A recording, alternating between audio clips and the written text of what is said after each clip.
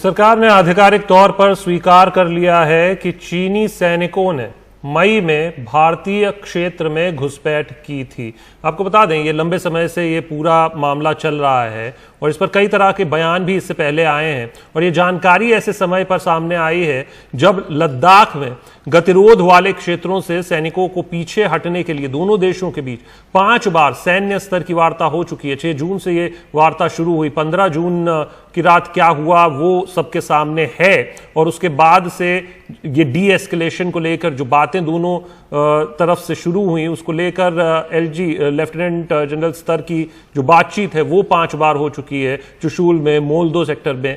लेकिन अभी तक इससे हो क्या रहा है? इस सब के बीच में अपनी वेबसाइट पर डॉक्यूमेंट एक अपलोड किया है रक्षा मंत्रालय ने, जिसमें यह साफ कर दिया, यह स्वीकार कर लिया गया कि मई महीने से चीन लगातार अलेसी पर अपना अग्रेशन बढ़ा रहा है। राहुल गांधी का ट्वीट भी आप देखते रहिए। राहुल गांधी ने इसी खबर को टैग करते हुए पूछ लिया कि प्रधानमंत्री झूठ क्यों बोल रहे हैं। राजीव, सच्चाई क्या है? देखिए, सबसे बड़ी बात आपको बता दें कि 3 महीने बाद रक्षा मंत्रालय इस बात को आधिकारिक तौर पर स्वीकार कर रहा है।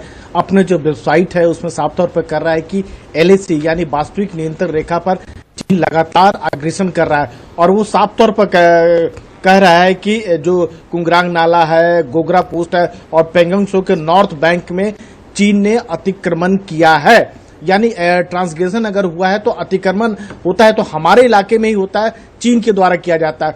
तो ये आधिकारिक तौर पर माना गया है। इससे पहले सरकार इस बात को नहीं मान रही थी कि चीन जो है हमारे एरिया में आके अतिक्रमण किया है। आधिकारिक तौर पर बात करें, रक्षा मंत्रालय ने जिस तरह के वेबसाइट में दिखा रहा है उससे साफ तौर पर लगता है। दूसरी बातों को बताया कि जो 5वें दौर की जो बातचीत हुई है कोर कमांडर लेवल पर, वह भी बेनतीजा रही है।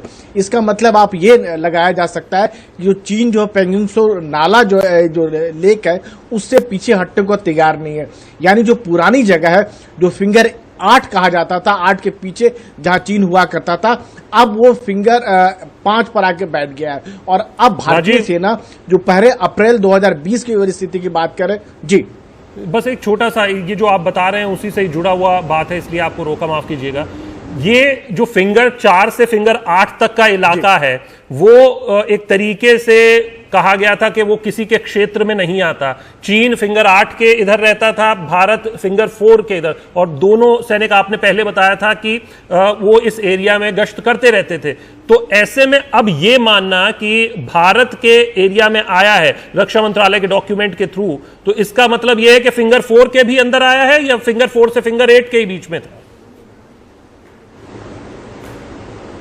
देखिए, अभी तक जो रक्षा मंत्रालय का जो डॉक्यूमेंट जो है पेंगोंग त्सो लेक के बारे में खुलकर नहीं बात कर रहा है कि फिंगर 4 और फिंगर 8 की बात नहीं कर रहा है। लेकिन जो हमारे सूत्र बता रहे हैं उसके मुताबिक ये पक्के तौर पर कह सकते हैं कि आधिकारिक दावा कर रहे हैं कि पहले जो है चीन जो है वो फिंगर 4 तक चला आया था। उसके बाद जब बातचीत का एक दौर हुआ तो उसके बाद चीनी सेना फिंगर 5 तक चली गई।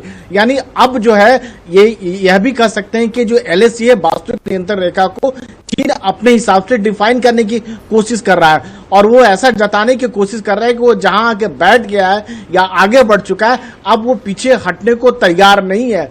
5वें दौर की बातचीत के में अगर देखा जाए तो बहुत ज्यादा प्रगति नहीं हुई है। गोगरा की बात करें, गलवान घाटी की बात करें तो चीन जहां जहां बैठ गया है और खासतौर से हायर रीचेस में जो बैठा हुआ है वहां से पीछे हटने को तैयार नहीं है। अब देखने वाली बात होगी कि चीन जिस तरह से अपने जो पुराना रुख से जो बदलते हुए उस पर भारत अब क्या कार्रवाई करता है, क्या वो इसको एलएसी मान लेगा या चीन को हटाने की कोशिश करेगा, कार्रवाई करेगा। जी शुक्रिया राजीव इस पूरी जानकारी के लिए। और जब बयान बदलते हैं तो विपक्ष को मौका भी मिलता है वार करने का, और वही राहुल गांधी ने किया भी है अपने ट्वीट के जरिए। लेकिन जैसा कि अभी राजीव ने बताया, कहीं ना कहीं आने वाले दिनों में इस बात की और क्लैरिटी, सफाई और सामने आएगी कि आखिर इसके मायने क्या हैं। अब जब मान लिया है रक्षा मंत्रालय के डॉक्यूमेंट के अनुसार तो फिर इसके मतलब क्या होते हैं उसको समझना होगा। तत्काल न्यूज़ लाइव के वीडियो देखने के लिए हमारे चैनल को सब्सक्राइब कीजिए और नोटिफिकेशन पाने के लिए बेल आइकॉन प्रेस कीजिए।